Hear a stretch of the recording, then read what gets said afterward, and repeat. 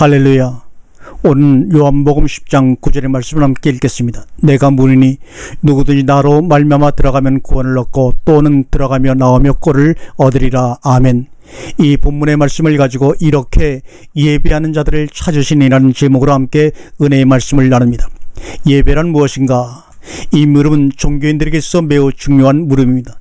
다소 표현에 무리가 있기는 하더라도 이 물음에 어떠한 대답을 하느냐의 신앙생활의 성공과 실패 여부가 달려있다고도 할 수가 있습니다. 하나님은 예배하는 자들을 찾으신다. 그러나 예배하는 이들을 찾으신다는 뜻은 아무렇게나 예배하는 자들을 찾으시는 것이 결코 아닙니다. 알지 못하는 것을 예배하는 자들에 대해서는 도무지 관심을 기울이지 않으십니다. 다만 이렇게 예배하는 자들을 찾으신다고 하는 안타까움을 갖고 계십니다. 성경에서 말하고 있는 그렇게 예배하는 자들을 그는 찾고 계시고 만나고 싶어하며 함께하고 싶은 것입니다. 그렇기 때문에 참으로 예배한다고 하는 것은 신앙생활이라는 것에 사활이 걸린 문제라고 할 수가 있지요. 신앙생활의 성공과 실패, 이것은 매우 중요한 것입니다. 우리가 어떻게 사는 것이 참 삶이며 하나님과의 온전한 관계성을 이룰 것인가 하는 문제에 깊이 관련이 되어 있기 때문입니다. 그렇다고 해서 예배에 대한 명확한 정의가 우리에게 예배의 삶을 보장해 주는 것은 결코 아닙니다.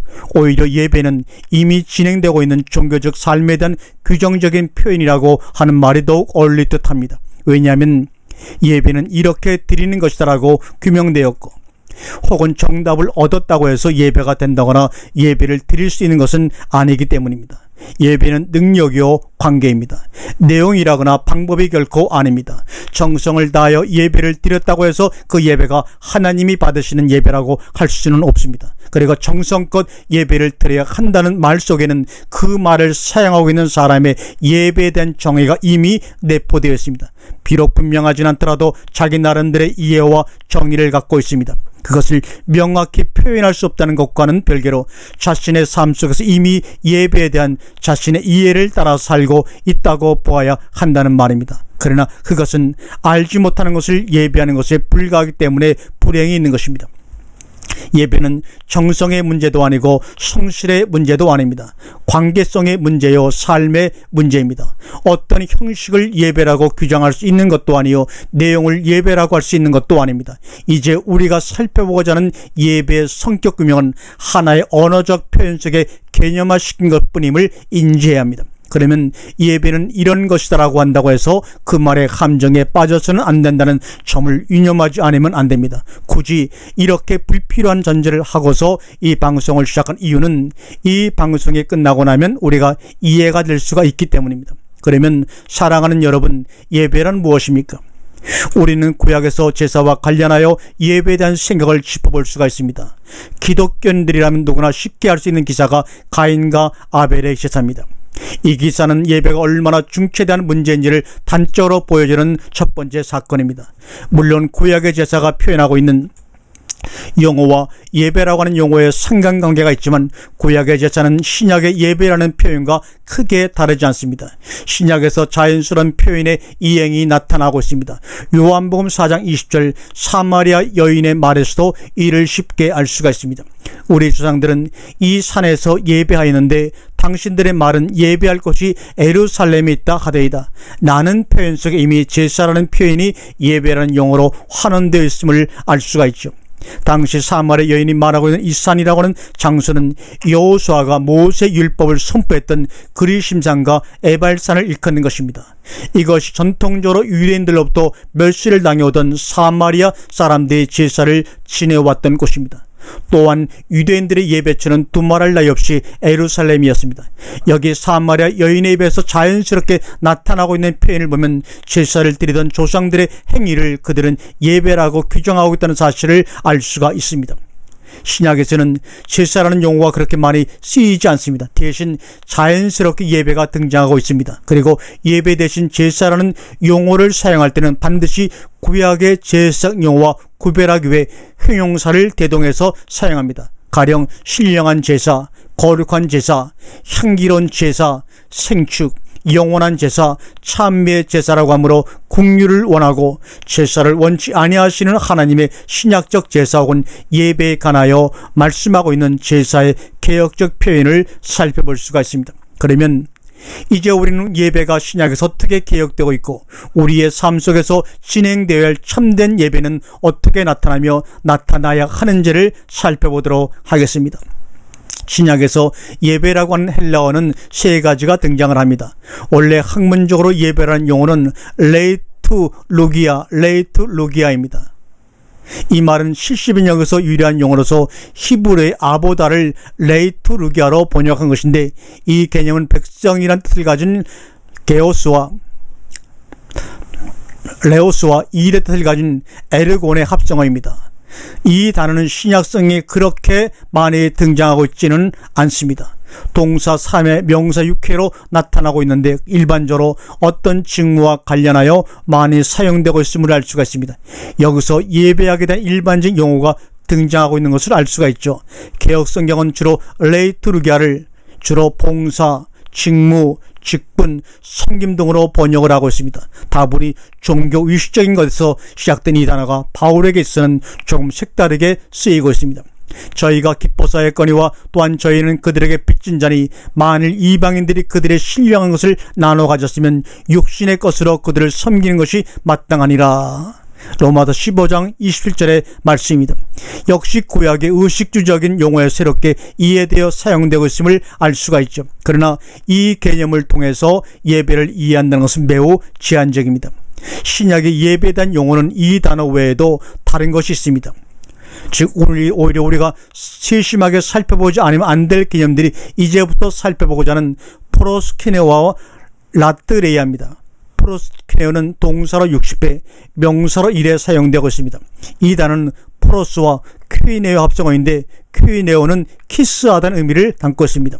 그 의미는 경배하다 혹은 절하다의 의미며 그러므로 무엇을 향하여 입맞추다라고 의역을 해볼 수 있는 단어입니다. 그런데 이 단어는 사복음서와 계시록 외에는 거의 나타나지 않고 있다는 것이 특이할 만한 점입니다.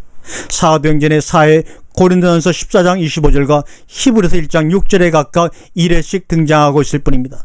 이 개념을 우선 쉽게 설명을 해본다면 흔히 예배라는 개념의 영어 표현이 두 가지가 있는데 그 중 한 가지가 워십이라는 개념입니다.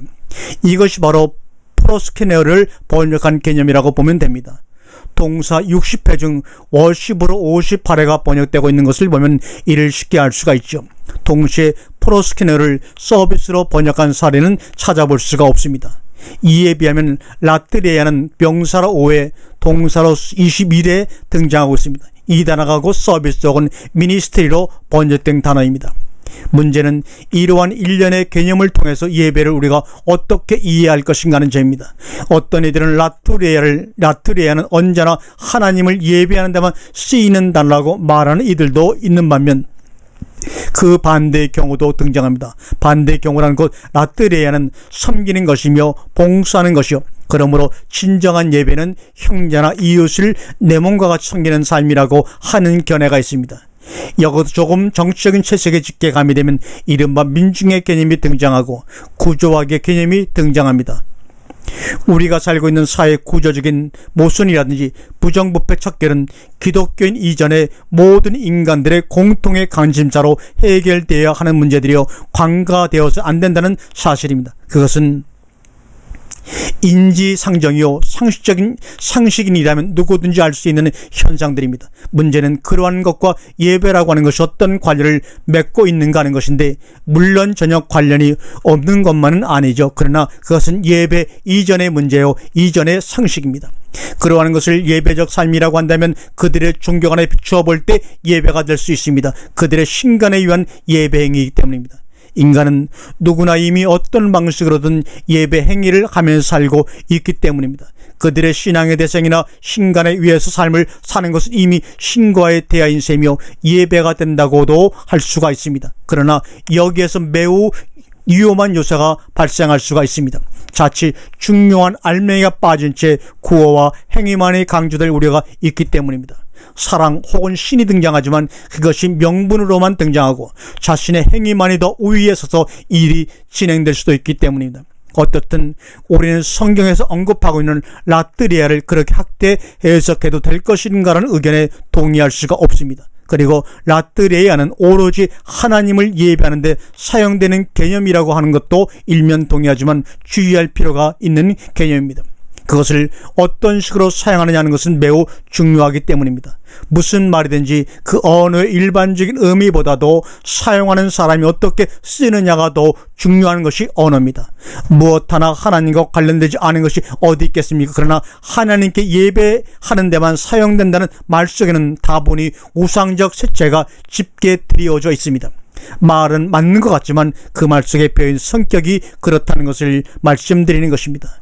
페이런하고 우리는 예배에 대한 이해를 다음 두 구절을 통해서 실제적으로 접근할 수가 있습니다. 이 구절은 포로스크네오와 라트레이아가 상호 어떤 관련을 맺고 있고 동시적으로 서로를 어떻게 보충하고 있는지를 잘 알게 해줍니다. 요한복음 4장 21절과 24절의 말씀과 로마서 12장 1절의 말씀이 바로 그 말씀입니다. 요한복음 4장은 사마리아 여인과의 대화 중에서 말씀하신 예배에 대한 대선언입니다. 예수께서 가라사대 여자여 내 말을 믿으라. 이 산에서도 말고 예루살렘에서도 말고 너희가 아버지께 예배할 때가 이르리라. 너희는 알지 못하는 것을 예배하고 우리는 아는 것을 예배하노니 이는 구원이 유대인에게서 남이니라. 아버지께 참으로 예배하는 자들은 신령과 진정으로 예배할 때가 오나니 곧 이때라.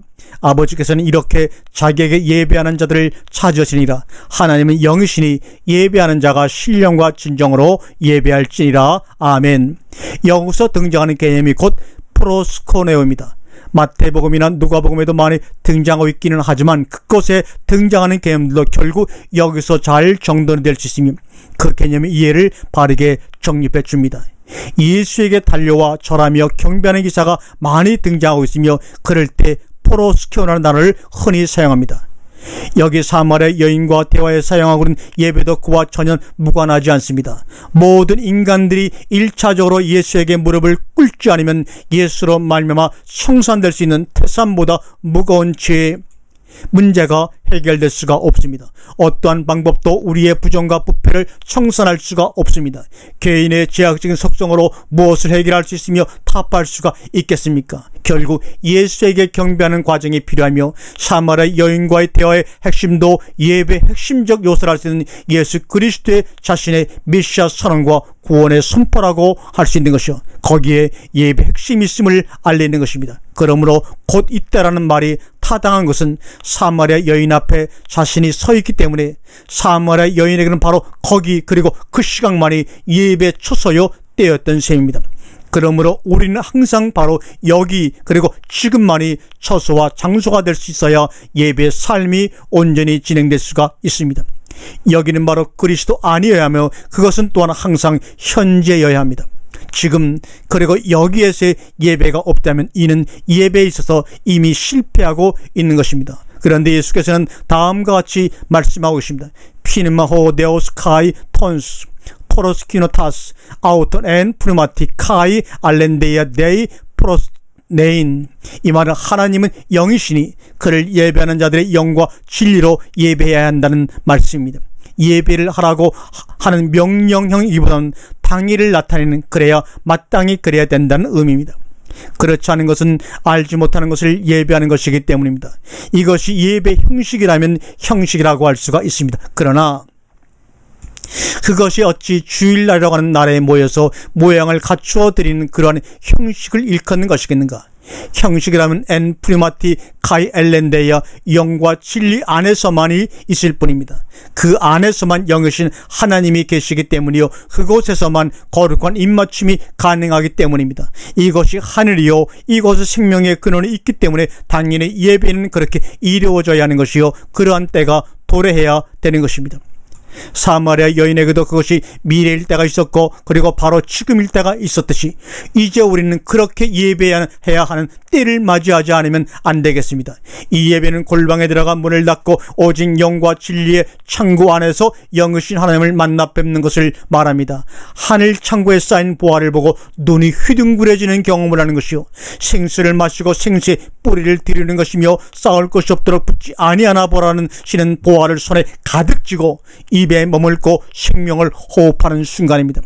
이것이 어찌 스스로 행위로 가능하겠으며 자신의 의로움으로 성취될 수 있는 것이겠습니까? 말씀의 풍요를 누리고 수확하는 시간을 어찌 종교적 행위라고 할 수가 있겠습니까? 도리어 그러한 모든 것들이 거부가 됩니다. 왜냐하면 이것은 하나님과의 진정한 관계성이요 생명가를 향해 나아가는 것이기 때문입니다. 빛 가운데 거하며 이것이 없이는 살 수 있는 능력을 상실하기 때문에 이러한 예배의 삶을 찾아 살지 않을 수가 없습니다. 이것이 주어지지 않는 상태에서는 여전히 알지 못하는 예배로 그러한 예배를 대신할 수밖에 없습니다. 기운을 차리고 생명수를 마시고 생명과를 먹어야 합니다. 그것만이 우리를 살게 합니다. 그러한 예배만이 우리를 살립니다. 아니, 우리 모두는 그러한 날이 도래할 적에 아무런 미련도 남기지 말고 자신의 것을 내어던지고 그것에 동참하기를 권면합니다. 선악의 세계를 벗어버리고 다만 생명의 세계로 나아가는 것만이 예배의 삶에서 승리하게 됩니다. 바울의 선어도 프로스케오는 라트레이어가 되고 있음을 알 수가 있습니다. 이 단어는 고용된 하인이라는 의미의 라트리스에서 유래하여 섬긴다는 의미가 주를 이루고 있는 나라가 바로 라트레이아입니다. 이것이 로마서 12장 1절에 잘 표현되고 있습니다.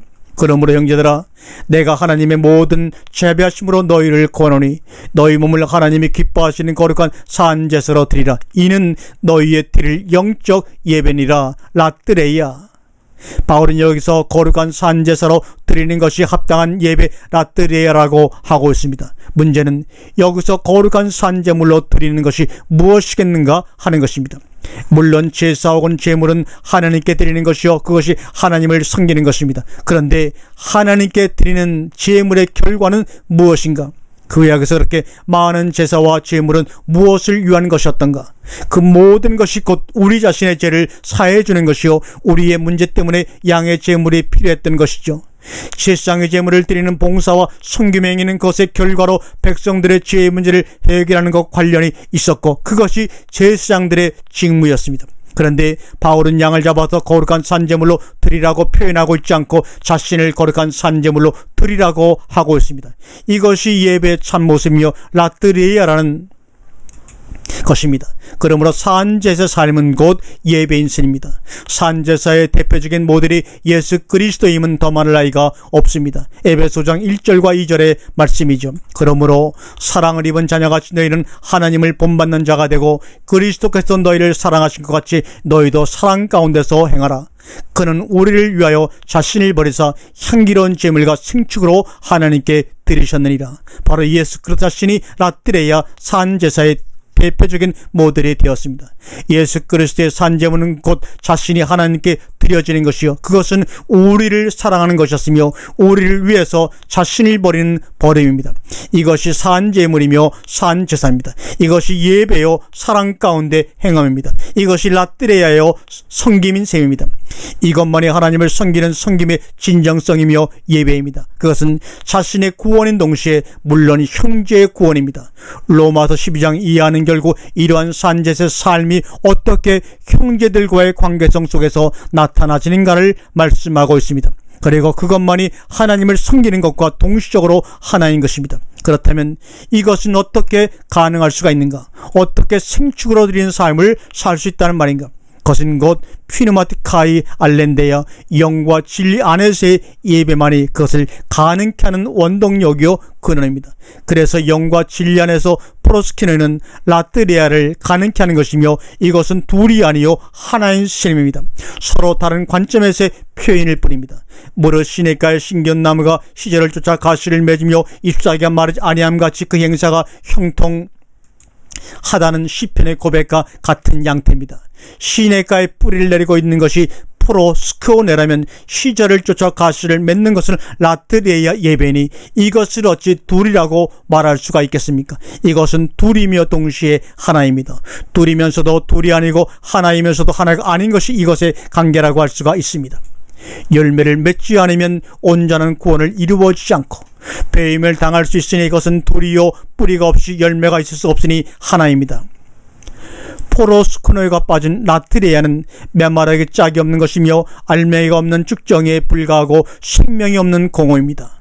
진정한 섬김이 불가능하며 다만 제스처와 종교적 행위로만 나타납니다. 동시에 라트레이아가 결여된 프로스코네오 예배는 맹목이며 속임수가 될 수 있고 미혹이며 형제를 죽이고 나 자신을 죽입니다. 완성적 구원에 도달할 수가 없다는 말입니다.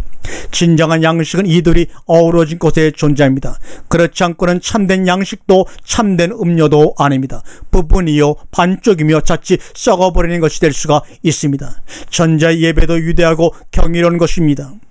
그러한 예배 일단 참여하려 해도 자신의 어떤 것이 부인되지 않으면 안 됩니다. 그러나 결코 그것이 전부가 아니라는 사실입니다. 무엇을 위해서 프로스쿠네오 하는 것인가?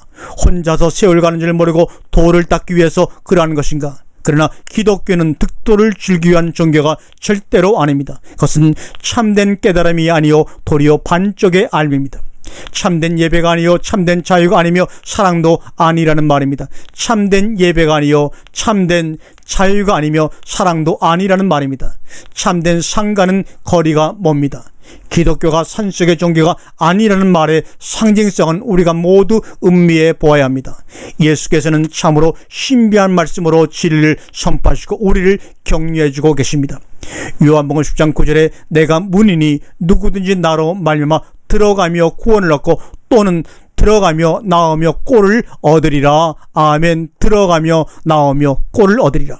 많은 사람들이 그 문으로 들어가는 것조차 못하여 문 밖에서 어스렁거리고 방황합니다. 그리고 알지 못하는 것을 예배하며 신이 나고 있습니다. 그런데 여기 그보다 조금은 나은 자들이 있으니 그 문에 들어가서 구원에 참여하는 자들입니다. 문 밖에 있는 자들은 감히 상상도 못하는 하나님 나라의 참맛을 보게 되는 것입니다. 그러나 거기에 도취되어 또 하나의 구원을 그들은 간과하고 말았습니다. 꼴은 양식은 들어가서만 얻는 것이 아니라는 사실입니다. 들어가며 나오며 꼴을 얻으리라. 나오며 얻는 꼴을 여러분 아시는지요? 나와서 얻는 꼴을 먹을 수 있으며 피를 흘릴 수가 있는가? 그것은 곧 생축으로 드릴 수 있는 능력의 문제요 관계성의 문제입니다. 그러므로 예배는 바로 이와 같은 삶의 능력입니다. 구원의 빛입니다. 형식이나 방법이나 이론이 결코 아닌 것입니다. 여기에서 교회는 지어져 가고 건축되어 가는 것입니다. 예배 들어가서 거룩한 입맞춤으로 프로스케네하고 나오며 자신을 산재물로 라트리에야 하는 것이니 예수 그리스도는 이 둘이 결코 분리되지 않았습니다. 하나입니다. 다만 우리들은 그것이 때로는 둘로 나뉘어 있고 혹은 대다수는 전혀 알지 못하는 예배 혈안에 되어 있습니다. 이것이 둘로 나누어지는 때가 있지만 그것이 과정이라면 이제는 둘이 아니요 하나인 때가 있어야 합니다. 그리고 그것이 우리의 기도이며 원함입니다.